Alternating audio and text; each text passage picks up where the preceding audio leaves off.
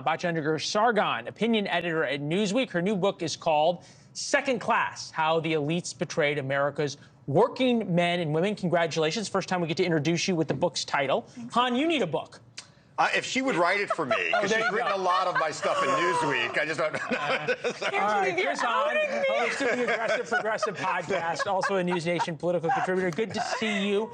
Han, when are Democrats going to learn to stop ridiculing independent voters? So, you know, when you're doing 5 hours of cable news on a very boring election night, you sometimes make jokes that don't land. Yeah, come on. Okay, I don't think that's an impeachable offense. She was saying the quiet part out loud, though.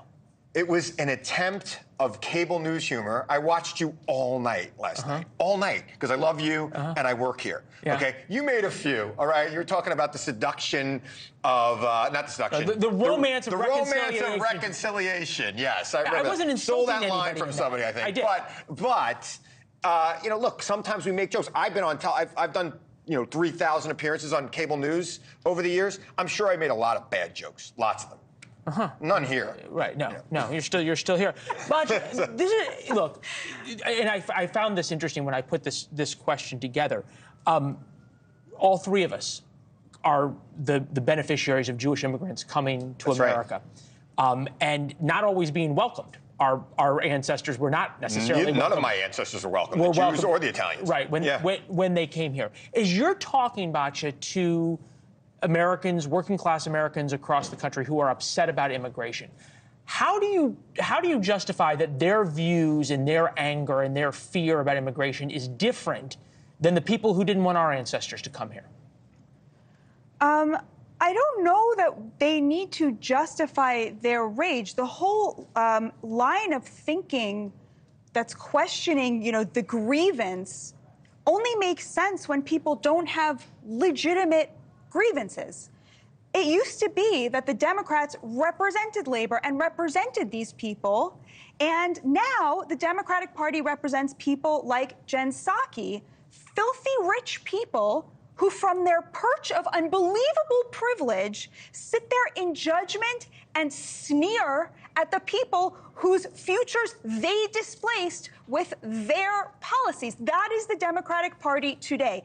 Rich people sneering at people who are worse off than them, and when those people object, they call them racist. Right, they call them racist, they call them xenophobic.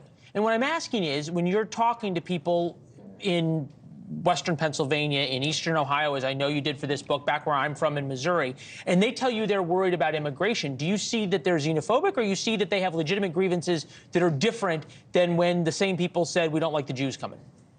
This line of questioning suggests that people living on a shoestring budget don't know how the economy is working. These are people who don't have $400 in their bank account for an emergency. They know to a penny how much money they have. And so when they look at the economy, they know what they're talking about. And what they see is that with mass immigration, their wages have been depressed. The American dream has been deferred for them. And there is a complete correlation between mass migration and the absolute, just complete drop in working class wages over the last 40 years. So, look, Republicans in an exit poll saying that immigration is their #1 issue, to me, is exactly what I expect. Because they have been told by everyone in the Republican Party that this is the worst thing happening in the world right now.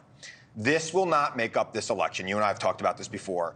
Yeah, we can do. I mean, look, it's not just Republican voters, right? When we poll independent voters, immigration, the border, depending on how you ask the question, is 1 or 2 in every poll. Not with Democrats, but certainly with independents. First reported by Todd Bensman of the Center for Immigration Studies, U.S. Customs and Border Protection has approved secretive flights that last year alone ferried 300,000 inadmissible aliens from foreign airports into some 43 American ones over the past year, all pre-approved on a cell phone app and not reported in the numbers of people coming in. Chris, tomorrow night, President Biden is going to get up and he is going to blame Republicans for not having a secure border. Given just this one statistic, right? How does he do that in good faith? Because he proposed reasonable legislation that they themselves have been asking for, many of the parts of this, for many years. And it would have been a good first step. I want full comprehensive immigration reform like the 2013 Act we've talked about many times. But this was a good first step. It was negotiated in good faith by both Democrats and Republicans and an independent senator. And it should have been acted on because it was everything Republicans have been asking for.